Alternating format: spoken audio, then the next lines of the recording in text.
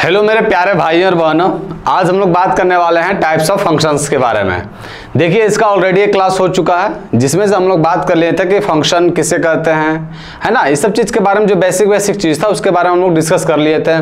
फिर बहुत सारे फंक्शंस का ग्राफ देखे थे, डोमेन और रेंज पता किए थे। आज जो है सो टाइप्स ऑफ फंक्शंस के बारे में जानेंगे, और आज टाइप्स ऑफ फंक्शंस के बारे में जान लेंगे तो फिर प्रीवियस ईयर का क्वेश्चन पेपर करेंगे। तो आज हम लोग जानते हैं कि टाइप्स ऑफ फंक्शन क्या होता है। तो चलिए बिना लेट के स्टार्ट करते हैं आपके अपने प्यारे यूट्यूब चैनल ब्राइट फ्यूचर पे। और आज हम लोग बात करने वाले हैं टाइप्स ऑफ फंक्शंस के बारे में। आप लोग को पता होना चाहिए कि ये टीजीटी का सीरीज चल रहा है बाबू लोग, जिसमें से आपका स्टेट का लो या फिर सेंट्रल लेवल में जितने भी टीजीटी का एग्जाम होता है वो सारे एग्जाम को अगर कंबाइन कर दो तो ये सारे ही एग्जाम के सिलेबस को कवर कराया जा रहा है।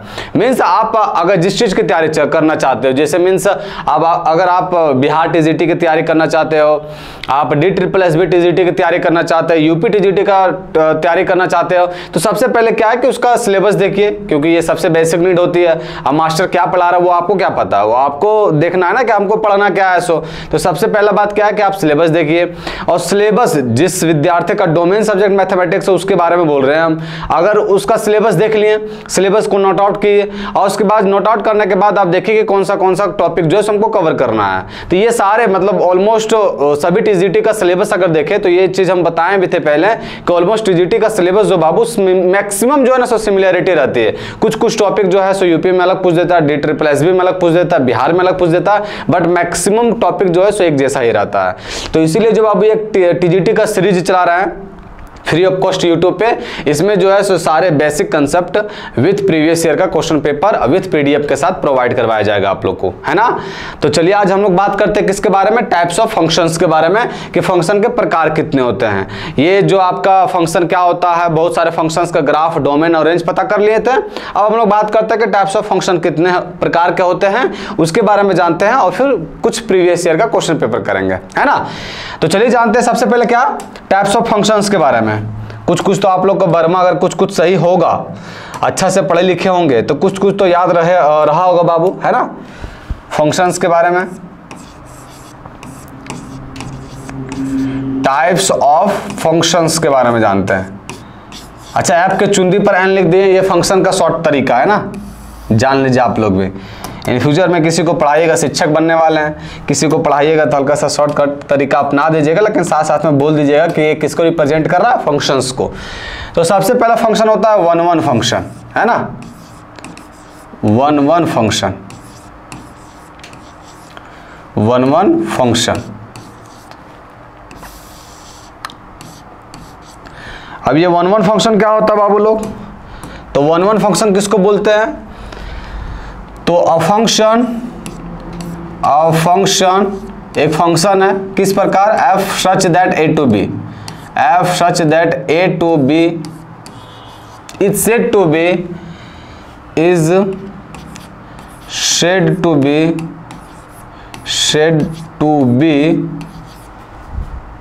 a 1-1 function, 1-1 function if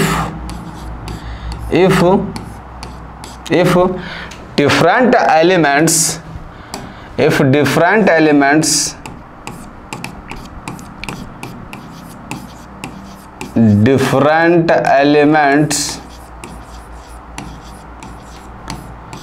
elements of set A have different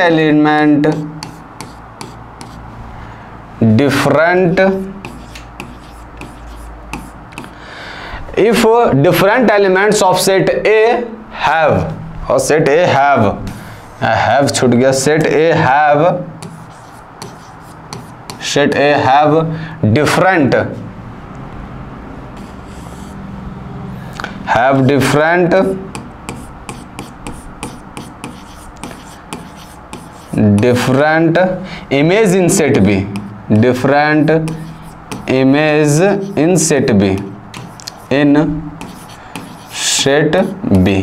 क्या लिखे, हल्का सा अंग्रेजी भांज तो दिए, बट समझ में तो हमको खोरठा लैंग्वेज आता है क्या लिखे कि वन वन फंक्शन किसको बोलते हैं, क्या function F such that A to B is said to be one one function if different elements of set A have different image in set B. Different images लिख दीजिए, है ना।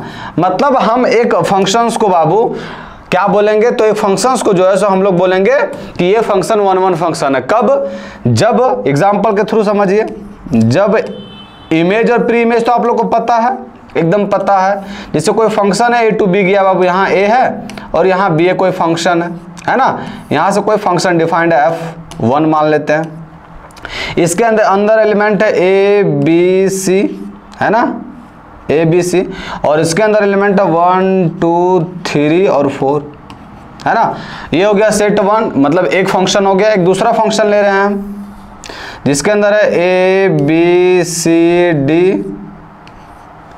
D, ये सी और ये आपका डी रहा, और एक यहाँ 1 2 3 4 और 5। एग्जाम्पल के थ्रू समझिएगा आराम से। एक फंक्शन यहाँ डिफाइंड है जिसका नाम हम डाल देते हैं कि ये f2 है, ये भी जो है सो ए से बी की ओर है।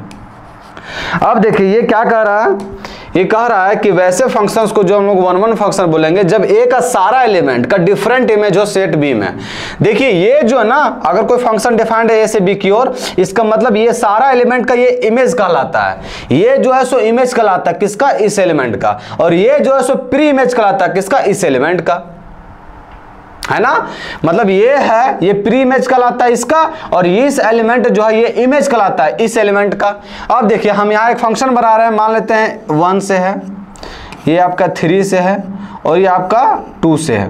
तो ये फंक्शन 1 1 है या नहीं, ये फंक्शन एकदम 1 1 है। क्यों है 1 1 फंक्शन, क्योंकि इसमें देखिए प्रत्येक एलिमेंट का डिफरेंट इमेज है सेट बी में। हम क्या लिखे कि 1 1 फंक्शन किसको बोलते हैं, जिसमें ए का सारा एलिमेंट, ए का सारा एलिमेंट मतलब डिफरेंट एलिमेंट का डिफरेंट इमेज होना चाहिए सेट बी में। अब देखिए ए का इमेज कौन बन रहा है 1, बी का कौन है 3, और सी का क्या है 2। तो ए का सारा डिफरेंट एलिमेंट डिफरेंट इमेज भी बन रहा है, इसका मतलब ये मेरा क्या है 1 1 फंक्शन है। और मान लेते हैं यहाँ अगर ले लेते हैं 1 ए के साथ, 2 का भी 1 के साथ ले लिए, और C का 3 के साथ, और D का ले लिया 4 के साथ। अब ये फंक्शन 1 1 फंक्शन है, एकदम नहीं है। क्यों नहीं है, क्योंकि B और A का इमेज जो है सो सेम बन जा रहा है, A1 ही, है ना। हम क्या बोले कि सारा का सारा एलिमेंट A का, अगर कोई फंक्शन डिफाइंड है फ्रॉम A टू B, तो A का सारा एलिमेंट का डिफरेंट इमेज होना चाहिए सेट B में। अब यहाँ देखिए A और B दोनों के ससुरा एक के एलिमेंट बन रहा है, एक के इमेज बन रहा है, वो क्या है 1 है। तो इस केस में ये फंक्शन 1 1 कहलाएगा कि एकदम नहीं कहलाएगा। तो 1 1 फंक्शन में कोई दिक्कत नहीं है। मतलब कोई सा भी function defined from A to B, तो A के सारा एलिमेंट डिफरेंट एलिमेंट का एक डिफरेंट इमेज होना चाहिए किसमें, सेट B में। तो उस केस में कहेंगे कि ये फंक्शन 1 1 है। अब कभी हमको डेफिनेशन पूछा जाता है क्या, नहीं पूछा जाता है, लेकिन आपको पूछा जाता है कि नंबर ऑफ 1 1 फंक्शन कितना होगा, है ना। जो भी देखिए नोट में लिख लीजिए इसको आप। तो ये कंसेप्ट पता रहेगा ना, बेसिक कंसेप्ट पता रहेगा तो ही आप लोग सब चीज बना सकते हैं, वरना दिक्कत ही हो जाएगी। ये नोट में जैसे यहां लिख दिए बाबू, इफ एन ए के अंदर m एलिमेंट है एंड एन बी के अंदर n एलिमेंट है, then total number of 1 1 function, then total number of 1 1 function from A to B, from A to B। मतलब हमको टोटल नंबर ऑफ 1 1 फंक्शन बताना है A से B की ओर। कब, जब NA के मतलब A के अंदर एलिमेंट कितना हो M, और B के अंदर कितना एलिमेंट हो B N। तो कितना टोटल नंबर ऑफ 1 1 फंक्शन होगा बाबू, तो समझिए यहाँ देखिए आपका होगा N P M। ये P क्या परमुटेशन है, ये P क्या है, तो P है परमुटेशन। ये कब होगा, जब N जो है सो ग्रेटर देन इक्वल टू क्या होगा M। अच्छा, और यहां 0 हो जाएगा। कब होगा 0, जब आपका N जो है सो लेस देन हो जाएगा M। अब ये गुरुजी बता तो दिए, लेकिन रटना है इसको है क्या, नहीं रटना। ये P जो है सो P क्या परमुटेशन है। अब देखिए रटना नहीं है, अच्छा ये कैसे हो, ये चीज तो याद रखना होगा, जब इस सेट के अंदर एलिमेंट ज्यादा रहा बाबू या इक्वल रहा तो उस केस में क्या होगा, जो लास्ट वाला एलिमेंट है मतलब बी के अंदर कितना एलिमेंट है n, तो n p m हो जाएगा। m कहां है, सेट a के अंदर एलिमेंट। और ये जीरो कब होगा, अब देखिए जीरो कब होगा, ये कॉमन से सोचने वाली बात है कि जब ये जो है सो बड़ा रह जाए, कौन m जो है सो बड़ा हो जाए। अब देखिए m अगर बड़ा हो जाएगा, बात को समझिए, अगर m बड़ा हो जाएगा 1 2 3 4 5 एलिमेंट है ना, और इसके अंदर मान लेते हैं a b c है ना। अब ये जब बड़ा रहा बाबू तो देखिए इसके अंदर किसी तरह से भी फंक्शन बनाइएगा, किसी तरह से भी बनाइएगा तो ये कभी भी 1 1 फंक्शन बनेगा क्या, कभी भी नहीं बनेगा। और जब आप 1 1 फंक्शन बनाना चाहते हैं तो ईच एंड एवरी एलिमेंट का प्रत्येक एक डिफरेंट इमेज होना चाहिए सेट बी में। अब यहाँ देखिए एक ना एक दो का एलिमेंट ऐसा होगा जिसका सेम इमेज बनेगा। इसका मतलब इस केस में जब भी आपका ए टू बी डिफाइंड है, कोई function A to B defined है, तो सेट ए में अगर ज्यादा एलिमेंट रहा सेट बी की अपेक्षा तो 100% है, 200% चांस है कि टोटल नंबर ऑफ 1 1 फंक्शन क्या निकल के आ जाएगा, जीरो। देखो अभी एग्जांपल लेकर समझाएं। अब यहां देखिए सेट 1 में जो है सो 5 एलिमेंट है और सेट बी में जो है सो 3 ही एलिमेंट है, इसमें टोटल नंबर ऑफ 1 1 फंक्शन बनेगा ही नहीं, है ना। और जब ये ग्रेटर देन इक्वल टू रहा तो क्या बन जाएगा, npm, और p क्या है, परमुटेशन। तो ये आपका पूछेगा सवाल में कि टोटल नंबर ऑफ 1 1 फंक्शन बताइए हमको, है ना। तो ये समझ में आ गया, है ना। कोई दिक्कत बताओ बाबू, बताओ 1 1 फंक्शन में कोई दिक्कत नहीं। ये नोट में करके भी लिखना आपको कि टोटल नंबर ऑफ 1 1 फंक्शन कैसे निकलता है। अब आते हैं हम लोग नेक्स्ट टाइप में, है ना। चलिए अब बात करते हैं दूसरा कर्व वाला। दूसरा कौन सा है मेरा, तो 1 1 हो गया, फिर आता है इसी से रिलेटेड आता है many one function. Many one function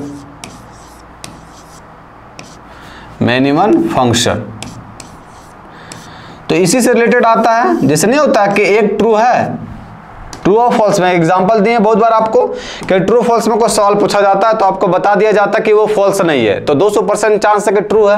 अब मैनी वन फंक्शन 1 1 फंक्शन तो पता चल गया। मैनी वन फंक्शन क्या होता है कि अ function f such that a to b is said to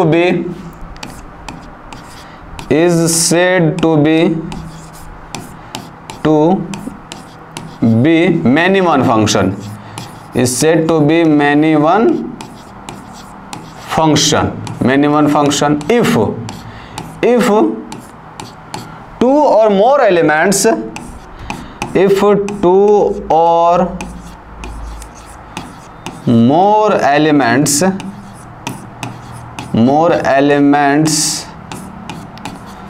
of set A, if two or more elements of set A have the same image in set B, the same image in set B। अब क्या लिखे बाबू अंग्रेजी में कि ए के अंदर जितना भी एलिमेंट है उसका अगर 2 या 2 से ज्यादा एलिमेंट का सेम इमेज मिल जाए सेट बी में तो उसको बोलेंगे मैनी वन फंक्शन। 1 1 में क्या पढ़े थे कि ए का सारा एलिमेंट का अलग अलग इमेज होना चाहिए किसमें, सेट बी में। लेकिन यहां क्या कर रहा है कि ए का 1 या 2 सा ऐसा एलिमेंट मिल जाए, 2 या 2 से अधिक ऐसा एलिमेंट मिल जाए ए के अंदर जिसका सेम इमेज मिल जाए किसमें, सेट बी में, तो उसको हम लोग बोलेंगे मैनी वन फंक्शन। समझ में तो कुछ आया, लेकिन एग्जाम्पल से और बढ़िया क्लियर हो जाएगा। देखिए एग्जाम्पल में देखिए कोई फंक्शन डिफाइंड है ए से बी की ओर, है ना। इसका नाम डाल देते हैं हम f1। ये आपका है ए बी सी, ये 1 2 3 4, और एक दूसरा फंक्शन ले लेते हैं ए बी सी डी 1 2 3 4 5, है ना। और एक फंक्शन ये ए से बी की ओर डिफाइंड है जिसका नाम डाल दिए हम f2, है ना। ये भी फंक्शन ए से बी की ओर डिफाइंड है। अब देखो बाबू अब यहाँ कोई फंक्शन हम बना लिए, देखते जाइएगा। मान लेते हैं 1 का 2 के साथ इमेज बना दिए, B का 3 के साथ इमेज बना दिए और C का 2 के साथ इमेज बना दिए, है ना। उसी तरह यहाँ देखिए 1 का 1 के साथ बना दिए, B का 2 के साथ बना दिए, C का 3 के साथ बना दिए और D का भी 3 के साथ बना दिए। अब देखिए ये मेरा जो इमेज दिखाएं, ये जो फंक्शन बना हुआ, ये फंक्शन मेरा मैन इवन फंक्शन है या नहीं। हम डेफिनेशन में क्या लिखे, डेफिनेशन भी हल्का देखते चले जाइए कि अ function f such that a to b is said to be many-one function if two or more elements of set a, दो या दो से ज्यादा एलिमेंट सेट a में having the same image in set b। अब देखो बाबू यहाँ a और c दो एलिमेंट है a का, और a और c दोनों का सेम इमेज बन रहा है, क्या 2 है। इस केस में ये मैनी वन फंक्शन है, एकदम है गुरुजी। क्यों है? क्योंकि a और c का सेम इमेज बन रहा है, a का भी 2 इमेज है और c का भी 2 इमेज है। जब a के 2 या 2 से ज्यादा एलिमेंट का सेम इमेज बने सेट बी में, तो उस केस में कहेंगे कि ये फंक्शन मैन इवन फंक्शन है। इसमें देखिए ये फंक्शन मैन इवन फंक्शन है, एकदम है, क्योंकि ए और बी का भी 1 एलिमेंट बन रहा है, मतलब ए और बी का भी इमेज सेम है और सी और डी का भी इमेज सेम है, 3 बन रहा है जो, तो ये भी फंक्शन क्या मेरा मैन इवन फंक्शन है। तो यहां से क्लियर हो गया हो कि मैन इवन फंक्शन किसको बोलते हैं, तो मैन इवन फंक्शन उसको बोलते हैं, मैन इवन फंक्शन जो है सो उसको बोलते हैं जिसमें ए का कुछ एलिमेंट, ए का 2 या 2 से ज्यादा एलिमेंट का सेम इमेज बने, किसमें सेट बी में, इसी को हम बोलते हैं मैन इवन फंक्शन। देखिए बाइजस्ट होकर सोचिए, मींस अगर आप वन वन फंक्शन समझ गए तो वन वन फंक्शन में क्या समझे कि ए के सारा एलिमेंट जो उसका डिफरेंट इमेज होगा सेट बी में। अब मैन इवन की बात आता है तो उसका जस्ट अपोजिट है। मैन इवन फंक्शन का क्या होता है कि ए का सारा एलिमेंट नहीं, कुछ एलिमेंट 2 या 2 से ज्यादा एलिमेंट का सेम इमेज बन जाता है, किसमें, सेट बी में, उसी को बोलते हैं मैन इवन फंक्शन। क्लियर हो गया यहां तक? चलिए अब इसमें पूछता नहीं है कहीं क्या कि total number of man even function, वो अगर पूछेगा तो वन वन फंक्शन से निकाल लेते हैं। जब वन वन फंक्शन निकल जाएगा तो फिर टोटल नंबर ऑफ फंक्शन में मैन इवन फंक्शन घटा दीजिए, आपका निकल जाएगा क्या चीज, one one function. Sorry, man even function निकालना तो टोटल नंबर ऑफ फंक्शंस में क्या घटा देना आपको, total number of one one function, तो निकल जाएगा मैन इवन फंक्शन। थर्ड में आते हैं, सेकंड क्लियर हो गया, थर्ड में आते हैं। थर्ड क्या है, ऑन टू फंक्शन, है ना, ऑन टू फंक्शन। अब ये ऑन टू फंक्शन क्या होता है, कैसा अंग्रेजी जहां भांज लीजिए, a function F such that A to B is said to B is said to be a one-to function, a on-to function if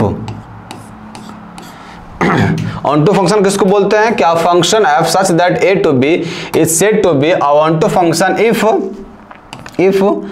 every element of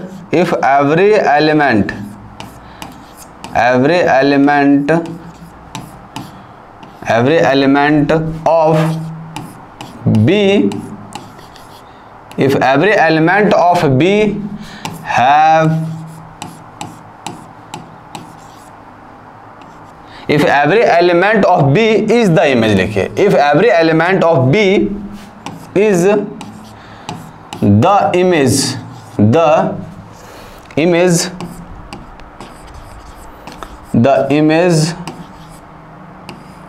of some element of A,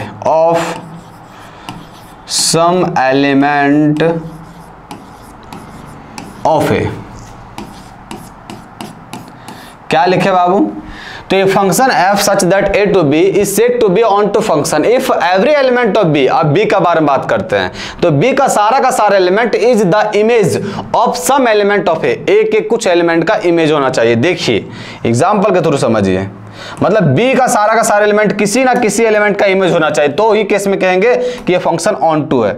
जैसे example से समझिए, एक function define कर लिए, ये function का नाम डाल दिए f1, ये आपका a से b की ओर, a के अंदर एलिमेंट हुआ a b c और d डाल दिए, 1 2 3 4 और 5 डाल दिए, है ना। एक दूसरा फंक्शन बना लें, इसका नाम डाल दिए F2 और ये भी डिफाइंड है A से B की ओर। ये हो गया आपका A B C D, ये हो गया 1 2 3 4, है ना। अब हमको बताना है, ये फंक्शन पहले ड्रॉ कर लेते हैं, उसके बाद फिर पता करते हैं कि ये फंक्शन ऑन टू है या नहीं। देखिए 1 का 1 के साथ बना इमेज, 2 का 2 के साथ बना, 3 का भी 2 के साथ बन गया, D का जो है सो 3 के साथ बन गया। अब हमको बताना कि ये फंक्शन ऑन टू है या नहीं। अब ये देखिए यहाँ 1 का 1 के साथ बना, 2 का 2 के साथ बना, 3 का 4 के साथ बन गया और D का 3 के साथ बन गया। अब हमको ये सब दोनों में बताना कि ये फंक्शन ऑन टू फंक्शन है या नहीं। अब देखिए ऑन टू फंक्शन का डेफिनेशन क्या लिखा है। सो हम क्या बोले कि एक फंक्शन को हम लोग ऑन टू फंक्शन कहते हैं कब, जब B का सारा element A to B defined है तो B का सारा एलिमेंट जो है सो इमेज होना चाहिए कुछ एलिमेंट A का, मतलब सारा का सारा इमेज रहा तो भी कोई दिक्कत नहीं, या कुछ एलिमेंट A के कुछ एलिमेंट का इमेज होना चाहिए। इसका मतलब ये कहना चाह रहा है कि B का एलिमेंट जो है ना, B का सारा एलिमेंट वो किसी ना किसी का इमेज होना ही चाहिए, मतलब कोई एलिमेंट नहीं छूटना चाहिए। वही ना लिखा हुआ है कि एवरी एलिमेंट ऑफ B, प्रत्येक एलिमेंट B का is the image of some element of A के कुछ एलिमेंट का इमेज होना चाहिए, मतलब B का कोई भी एलिमेंट छूटना नहीं चाहिए। अब देखिए इस केस में 4 और 5 का किसी का भी इमेज बन रहा है क्या, नहीं बन रहा है, इस केस में ये ऑन टू फंक्शन नहीं है। यहां देखिए 1 2, अब इसमें हमको नहीं देखना, यहां नहीं देखना, हमको देखना है यहां देखना है। तो यहां देखिए 1 2 3 4, चारों को चारों एलिमेंट है, चारों को चारों एलिमेंट किसी ना किसी एलिमेंट का इमेज बन रहा है, इसका मतलब ये फंक्शन ऑन टू है ना। अब हम आपको बता दिए कि आपको यहां देखना है, यहां नहीं देखना है। तो एक बात और का, इसी से रिलेटेड एक और क्वेश्चन कर लीजिए इसी से। अब वहां देखना है तो वहां हल्का सा बढ़िया से देखना है, मतलब ऐसा नहीं कि जैसे तैसे देख देना। जैसे एग्जांपल लेते हैं हम, ये इसका नाम डाल दिए मैं F3, है ना। ये है आपका A B C और D, ये 1 2 और 3। अब यहां देखिए एक फंक्शन बना दिए हम, ये फंक्शन है आपका 2 के साथ, ये है 1 के साथ और C ये जो है सो 3 के साथ है। अब हमको बताना कि ये फंक्शन ऑन टू फंक्शन है या नहीं। तो ये फंक्शन ऑन टू और इन टू है। अभी ऑन टू के बारे में बात करें ना, कि ये फंक्शन ऑन टू फंक्शन है कि नहीं।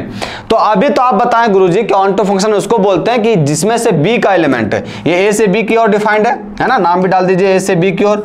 अब B का सारा एलिमेंट जो है ना सो देखना है कि ये किसी ना किसी का, A के किसी ना किसी का इमेज होना चाहिए।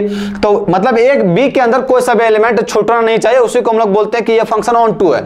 तो यहाँ 1 2 3 तीनों तो तीनों मतलब छूटा हुआ नहीं है, एक भी एलिमेंट इसमें छूटा हुआ क्या, सब एलिमेंट किसी ना किसी एलिमेंट का इमेज है, इसका मतलब ये ऑन टू फंक्शन है। तो आप लोग बोलिएगा हाँ गुरुजी ये ऑन टू फंक्शन है।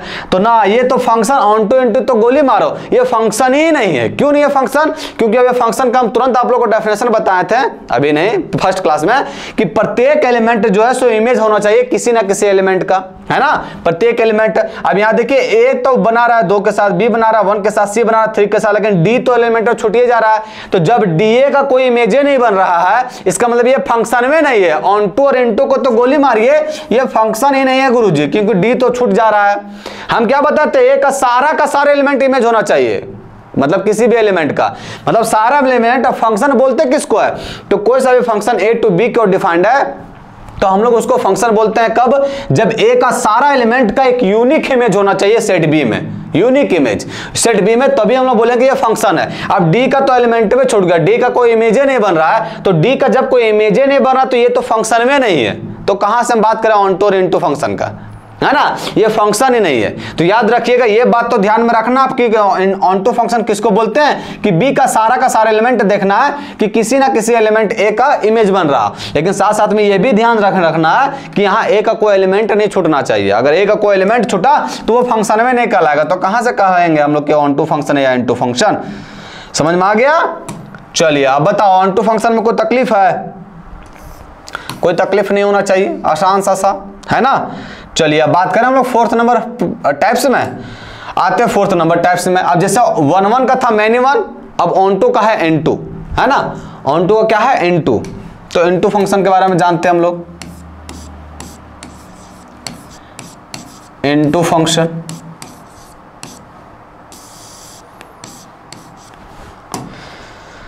तो N2 फंक्शन किसको बोलते हैं, a function a function f such that a to b is said to be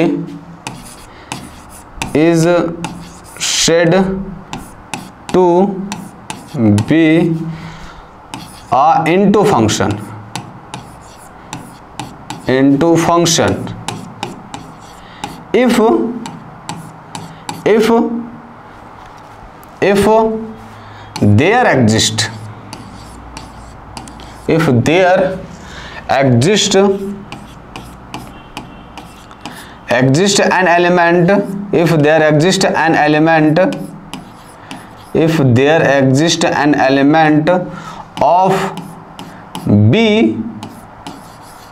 if there exists an element of b having no preimage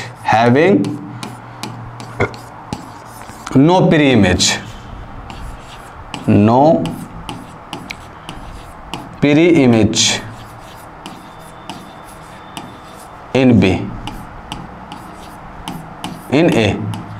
मतलब एक फंक्शन को हम लोग इनटू फंक्शन बोलेंगे कब, जब देखिए अभी हम आप लोग को ऑनटू फंक्शन क्या बताएं कि B का सारा एलिमेंट इमेज होना चाहिए A का, बताएं भी तुरंत। यहां क्या करा कि अगर कम से कम देयर एग्जिस्ट एन एलिमेंट, कम से कम एक एलिमेंट भी ऐसा मिल जाए B में जिसका कोई प्री इमेज ही ना बने A में, तो उसको हम लोग बोलेंगे इनटू फंक्शन है। जैसे एग्जांपल में समझिए, एग्जांपल में समझना है। जैसे मान ले तो कोई फंक्शन डिफाइंड है ना, ए से बी की ओर, ये कोई फंक्शन जो है वो डिफाइंड है, f1 डाल देते हैं, ये आपका a b और c, a से b की ओर, और यहाँ जो है सो 1 और 2 है। और एक दूसरा फंक्शन ले लिए, ये दूसरा फंक्शन, यहाँ आपका a और ये आपका b है, और ये फंक्शन जो है सो f2 डाल दिए। अब यहाँ देखिए a b c और d, यहाँ 1 2 3 और 4 है ना। अब देखिए यहाँ बना रहे हैं हम एक फंक्शन, 1 का बना 1 के साथ, 2 का भी बना 1 के साथ, और 3 का भी बना 1 के साथ, 3 का भी जो है सो 1 के साथ बना है ना। यहाँ देखिए 1 का बना a के साथ बना 1, b के साथ बना 4, c का भी बना 4 के साथ, और d का जो है सो 2 के साथ बना। अब बताना है कि आपको ऑनटू फंक्शन है कि ना। इनटू फंक्शन, ऑनटू फंक्शन में क्या होता है बाबू, जब भी इनटू और ऑनटू के बारे में बात हुए तो हम लोग को देखना है सेट बी के एलिमेंट को। अच्छा यहाँ एक बात और ध्यान में रखिएगा, यहाँ से तो आप लोग को पता चल रहा है कि बी का सारा एलिमेंट इमेज हो रहा है सेट ए का। इसका मतलब यहाँ एक चीज पता चल रहा है ना, क्या पता चल रहा है, एक भी लिख लीजिए हल्का सा। यहाँ एक चीज पता चल रहा है गुरुजी, वो ये पता चल रहा है कि जो आपका, यहाँ लिख लीजिए दैट इज, या फिर यहीं लिख दे, क्या यहीं लिख दीजिए। यहाँ एक चीज पता चल रहा है यहाँ, दैट इज कि जो रेंज है ना, रेंज बाद वाला एलिमेंट को ही कहते हैं, तो जो रेंज है वो इक्वल है किसके, कोडोमेन के, है ना। जो रेंज है, एक मिनट इसको है ना सही से लिख दे रहे हैं। एक चीज तो यहाँ ये पता चल रहा है कि जो रेंज जो है सो इक्वल हो जा रहा है किसके, कोडोमेन के, है ना। यहाँ जो है सो एक बात क्लियर हो जा रहा है कि जो आपका दैट इज, जो रेंज है, रेंज बाद वाले एलिमेंट को ही बोलते हैं, तो रेंज जो है सो इक्वल हो जा रहा है कोडोमेन का, और कोडोमेन भी बाद वाले एलिमेंट को बोलते हैं। देखिए रेंज और कोडोमेन इक्वल हो रहा है कि नहीं, एकदम हो रहा है, सारा का सारा एलिमेंट मैच कर रहा है, सारा का सारा एलिमेंट को ही बोलते हैं हम लोग डोमेन, कोडोमेन। तो ये भी मेरा ये तो नहीं है ऑनटू फंक्शन, ऑनटू फंक्शन ये है, तो ये मेरा ऑनटू फंक्शन है। अब यहाँ देखिए रेंज भी मेरा 1 2 3 है और कोडोमेन भी 1 2 3 है, तो याद रखिएगा ऑनटू फंक्शन में हमेशा रेंज जो है सो इक्वल रहता है किसके, कोडोमेन के। ये बात नोट करके लिख लीजिएगा। अब आते हैं इसमें, अब देखिए यहाँ हम तो आप लोग को ये बताएं कि हम लोग जो है सो ऑनटू फंक्शन किसको बोलते हैं, जिसमें से बी का कोई एलिमेंट छूटना नहीं चाहिए, है ना। अब उसको बोलते हैं ऑनटू फंक्शन। अब बी के अंदर कोई सब एलिमेंट छूट रहा है तो उसको क्या बोलेंगे, इनटू फंक्शन। देखिए यहाँ 2 का कोई इमेज बन रहा है क्या, 2 मतलब है जो इमेज बन रहा है किसी भी एलिमेंट का नहीं बन रहा, तो इसका मतलब ये जो है सो इनटू फंक्शन है। यहाँ देखिए 2 1 2 4 बना, 3 बन रहा, किसी का इमेज नहीं बना, तो ये भी फंक्शन क्या है, इनटू फंक्शन। तो ऑन टू इनटू एक साथ याद रखना है, 1 1 मैनी 1 एक साथ याद रखना है। 1 1 फंक्शन किसको बोलते हैं कि सेट ए का सारा एलिमेंट का डिफरेंट इमेज होना चाहिए सेट बी में। मैनी 1 फंक्शन किसको बोलते हैं कि सेट ए का एक दो या दो से अधिक एलिमेंट का सेम इमेज मिल जाए सेट बी में। ऑन टू फंक्शन किसको बोलते हैं कि बी का सारा एलिमेंट जो है सो इमेज होना चाहिए किसी ना किसी एलिमेंट ए का। और इनटू फंक्शन किसको बोलते हैं कि बी में कोई ना कोई एलिमेंट छूट जाना चाहिए, वो किसी का इमेज ही नहीं होना चाहिए, तो उसको हम क्या बोलते हैं इनटू फंक्शन। समझ में आ गया ऑन टू इनटू। अब हम लोग आते हैं बाइजेक्शन फंक्शन में, है ना, ये चार टर्म समझ में आ गया। अब हम लोग आते हैं पांचवा में बाइजेक्शन, कि बाइजेक्शन फंक्शन किसको बोलते हैं। बाइजेक्शन फंक्शन, है ना, नाम से कुछ कुछ पता चल रहा है ना। अच्छा एक और नाम, 1 को इंजेक्शन बोलते हैं, ऑन टू को सरजेक्शन बोलते हैं, ये लिख लीजिएगा ना, नहीं वरना बोलेंगे कि ये तो बतेबे नहीं किए गुरुजी। ये 1 को जो है ना बाबू, यहां करके लिख देते हैं इसको। ये 1 को जो है, ये 1 को इंजेक्शन भी बोला जाता है, इंजेक्शन, है ना, इंजेक्शन। और ये जो मैंने वन है ऑन टू फंक्शन को, उसको बोलते हैं सरजेक्शन भी। जो ये ऑन टू फंक्शन है इसको सरजेक्शन भी बोला जाता है, सरजेक्शन दूसरा नाम है ना, तो ये याद रखना है। 1 फंक्शन को इंजेक्शन बोलते हैं, ऑन टू फंक्शन को बोलते हैं सरजेक्शन। अब आते हैं हम लोग किसमें, तो बाइजेक्शन फंक्शन में। तो बाइजेक्शन किसको बोलते हैं, तो बाइजेक्शन, नाम से कुछ कुछ क्लियर हो रहा होगा कि बाइजेक्शन, तो अ function f such that a to b is said to be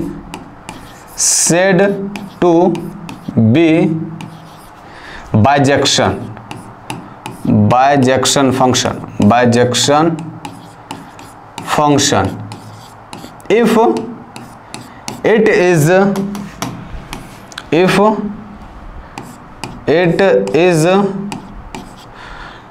1 and onto function, मतलब कोई फंक्शन 1 भी है और ऑन टू भी है, तो उसी को हम लोग बोलेंगे बाइजेक्शन फंक्शन। बाय का मतलब नहीं होता दो, जंक्शन, यहाँ इंजेक्शन बताया भी, इंजेक्शन किसको बोलते हैं 1 फंक्शन को, सरजेक्शन किसको बोलते हैं ऑन टू फंक्शन को। आज दोनों को मिला दो तो क्या बन जाता है बाइजेक्शन। बाइजेक्शन फंक्शन किसको बोलते हैं, जिसमें इंजेक्शन फंक्शन भी आवे और सरजेक्शन फंक्शन भी आवे। इसका मतलब उस फंक्शन को हम लोग बाइजेक्शन फंक्शन बोलते हैं जो 1 फंक्शन भी हो और ऑन टू फंक्शन भी हो, है ना। अब एग्जांपल लेते हैं इसका, जैसे कोई function defined from A to B,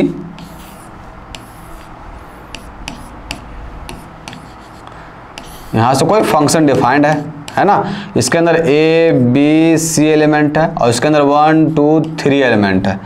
अब यहां देखिए, यहाँ 1 का बन रहा है 3 के साथ, 2 का बन रहा है 1 के साथ और C का बन रहा है 2 के साथ। अब ये फंक्शन बताना है कि बाइजेक्शन फंक्शन है कि नहीं। बाइजेक्शन फंक्शन होने के लिए क्या होना पड़ेगा, 1 और ऑन टू। 1 होने के लिए क्या करना पड़ेगा कि तीनों का डिफरेंट इमेज होना चाहिए सेट में, तो वो ये 1 फंक्शन तो है, ये फंक्शन जो है सो 1 फंक्शन तो है ना, 1 फंक्शन तो है।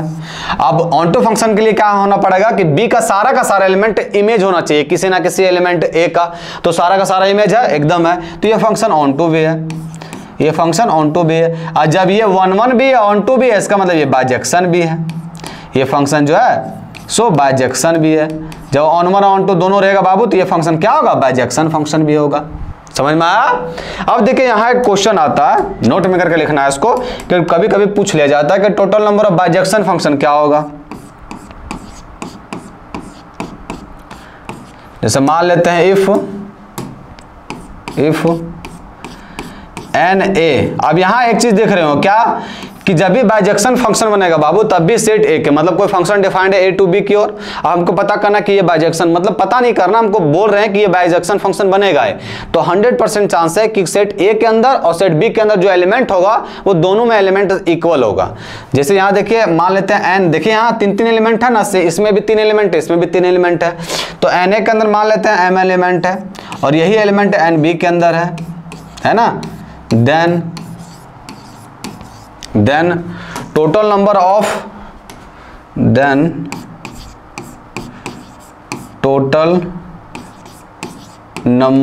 of bijection function bijection function from A to B, A to B से total number of bijection function कितना बनेगा।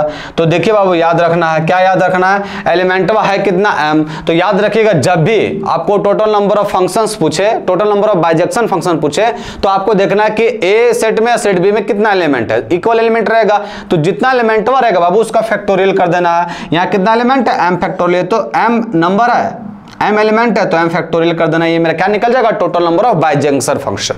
समझ में आया, तो ये चीज आपको क्लियर हो गया होगा, बाइजेक्शन फंक्शन है ना। तो टाइप्स ऑफ फंक्शन जो है सो 5 प्रकार के होते हैं, इसके अलावा कुछ और फंक्शन है उसके बारे में जान लेते हैं, है ना। मेनली जो है सो ये 5 ज्यादातर पूछा जाता है। 6 में आता है कंपोजिशन फंक्शन, 6 में क्या आता है, composition function, composition of a function, of function, है ना। ये कंपोजिशन फंक्शन किसको बोलते हैं, कंपोजिशन ऑफ अ फंक्शन। देखिए बाबू, लेट मान लिए f कोई फंक्शन है a टू b, है ना, एंड g कोई फंक्शन है b to c, b to functions, b2 functions, है ना। then there exist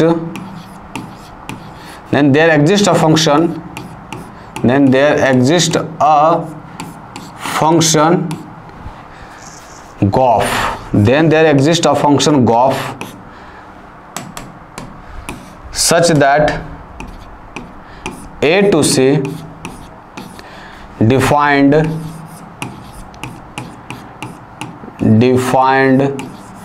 by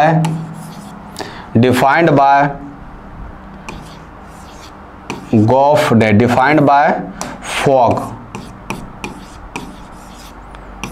x, ये इक्वल है, हाँ नहीं ऐसे नहीं, डिफाइंड बाय गोफ ही होगा, गोफ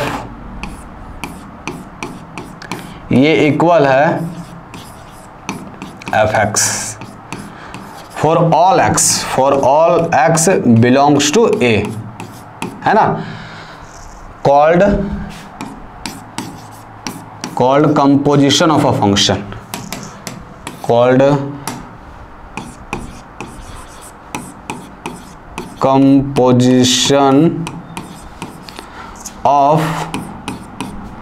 F and g function, composition of f and g function. देखिए क्या अंग्रेजी भाषा दें, कंपोजिशन ऑफ अ फंक्शन क्या कहता है कि लेट एफ है कोई फंक्शन है A to B and G कोई फंक्शन है B to C, B to function then there exist a function, then there exist a function, then यहां देखिए बाबू कंपोजिशन ऑफ फंक्शन क्या होता है, देखिए अब कंपोजिशन ऑफ फंक्शन क्या होता है कि let f such that A to B and g such that B to C, B to functions then there exist a function gof such that A to C defined by gof x is equal to g over f x for all x belongs to A, called composition of f and g. Composition का मतलब क्या होता है कि दो functions को add करना, composite करना। कंपोजिशन का मतलब यही होता है कि दो फंक्शन को कंपोजिट कर रहा है, मतलब ऐड कर रहा है, मिला रहा है, तो उसी को हम लोग बोलते हैं क्या चीज, कंपोजिशन ऑफ फंक्शन।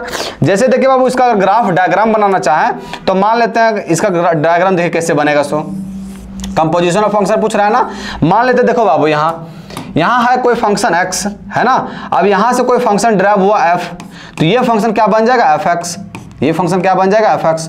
और यहां से कोई फंक्शन ड्राइव हुआ g, यहां से कोई फंक्शन जो है जो g ड्राइव हुआ, तो ये क्या बन जाएगा, ये बन जाएगा gfx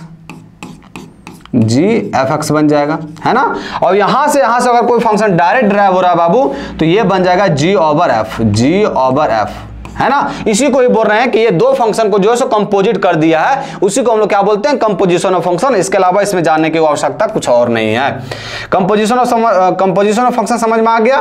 कंपोजिशन ऑफ फंक्शन क्या करता है बाबू, दो फंक्शंस को कंपोजिट करना, मिला देना, उसी को हम लोग क्या बोलते हैं, कंपोजिशन ऑफ फंक्शन। यहां देखिए दो फंक्शंस को मिला दिया, थर्ड फंक्शन बन गया, तो वही दो फंक्शन को जब मिला के एक फंक्शन बने बाबू, तो उसी को हम लोग बोलेंगे ये कंपोजिशन ऑफ फंक्शंस है। समझ में आ गया।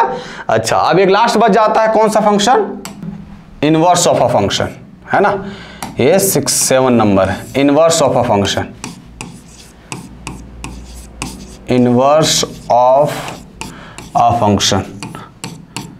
अब इनवर्स के बारे में आप लोगों को इतना पता चल गया कि इसका डेफिनेशन भी खुद बता सकते हैं आप लोग। कोई फंक्शन डिफाइंड है x टू y, तो एक ऐसा फंक्शन मिल जाए कि y टू x डिफाइंड है, जस्ट उल्टा करके, तो मेरा क्या कहलाएगा, वो इनवर्स ऑफ अ फंक्शन। मतलब a function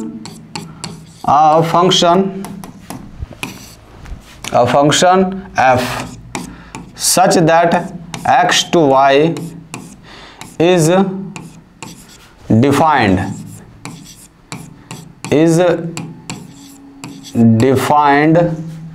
as invertible function, as invertible function. A function f such that x to y is defined as invertible function if there exists a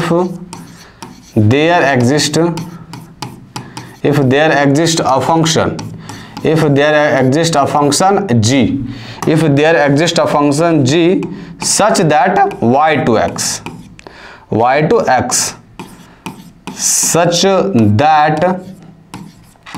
such that fog is equal to g है, तो g ix and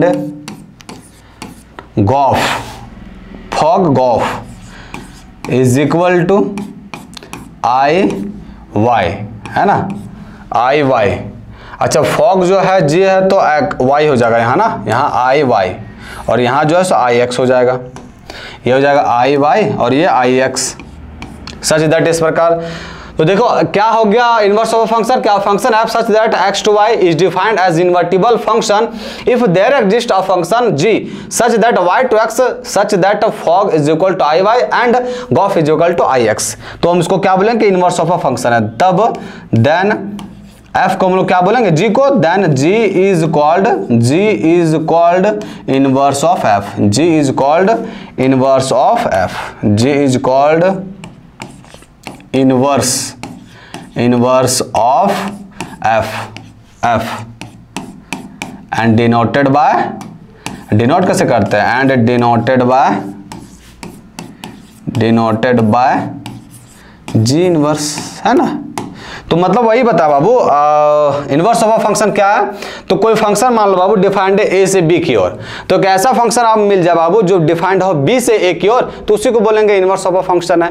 देखिए आप लोग को सब definition रटना उठना नहीं है, बस आपको समझना है कि फंक्शन कहते किसको है, बस ये चीज आपको समझ में आ जाएगा। ये डेफिनेशन आप लोग को इसलिए लिखाया गया कि कभी भी आप लोग को अगर भूल जाए तो ये डेफिनेशन एक बार पढ़िएगा तो तुरंत ये रिमाइंड करवा देगा कि इनवर्स ऑफ अ फंक्शन क्या होता है। बाकी बात आपको जो है सब डेफिनेशन समझना है।